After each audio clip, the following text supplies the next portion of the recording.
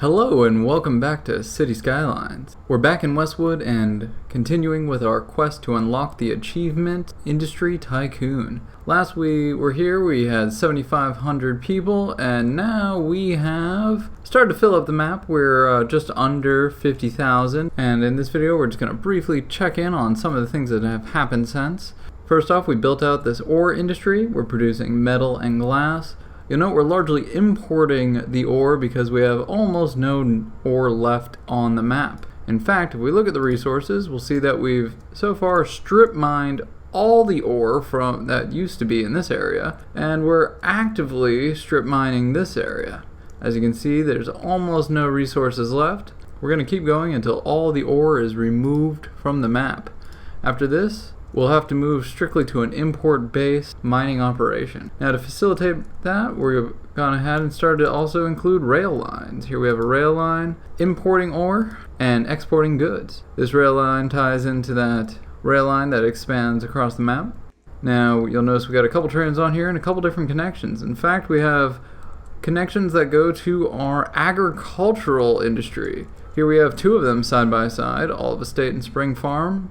These two industrial areas are producing the majority of their own natural product based on the resources available, which in this case is fertile land. Plenty of fertile land to warrant two side-by-side industries. With the ore and agricultural industries up to 5 stars, we've unlocked some of those special factories we need to unlock the achievement. In this case, we've unlocked a few and even added some to the map. One of which is right here, this bakery. Increased the production rate to max out the pastries.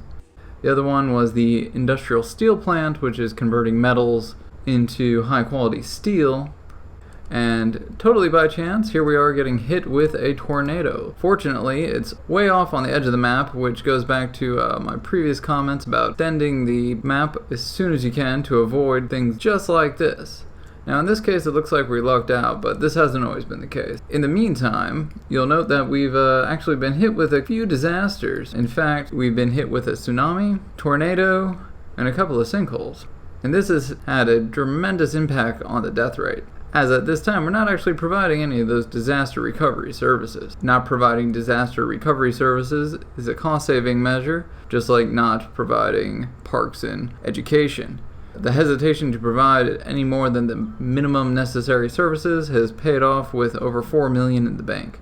Now we're on a roll, we're making progress, and it looks like we're going to luck out and have no damage from this tornado. Other things that have happened since last we checked in, we've crossed the 2 freeways here and added proper freeway on and off ramps throughout. Number of bridges over the river. We've split apart the water intake and output as far as physically possible. In fact, we've gone so far as to put down a canal at the very literal edge of the map, dumping in sewage as close to the edge as possible, and at the other end, the exact reverse, with a canal spanning the river, taking in fresh water, and in doing so, dramatically reducing the water flow on the map. You'll notice there's a lot of abandoned houses, and that's because there was a good bit of industry here that has since been taken away and is going to be relocated over into this area to make use of that highway exchange as well as an additional train line. This area will then get converted to a residential area and act as kind of a natural entry gateway into what will eventually be that nature preserve park we discussed. Some of this industrial area may also get trimmed back a little and relocated to the other side of the freeway to get better accessibility for freight. Speaking of accessibility, traffic is still holding at a solid 87%. Now it is late at night, but all in all traffic, despite being at near 50,000, traffic hasn't gotten too bad, largely through the use of railways to reduce the truck traffic. On top of these changes, we're also utilizing a couple of custom assets which have their own featured videos. Here we have the hybrid garbage facility, which does both incineration and recycling. We also have the custom advanced crematorium, which has a higher storage capacity. Both of these custom assets are available on the Steam Workshop and linked to in the description. And now you're all caught up with Westwood. Our next steps are to continue growing our grid city, maximizing our population so we can unlock the remaining unique factories and so that we can have enough population to support all of them. Check back in a few weeks for part 4 when we get up to around 100,000 people. And don't forget to like, share, and subscribe.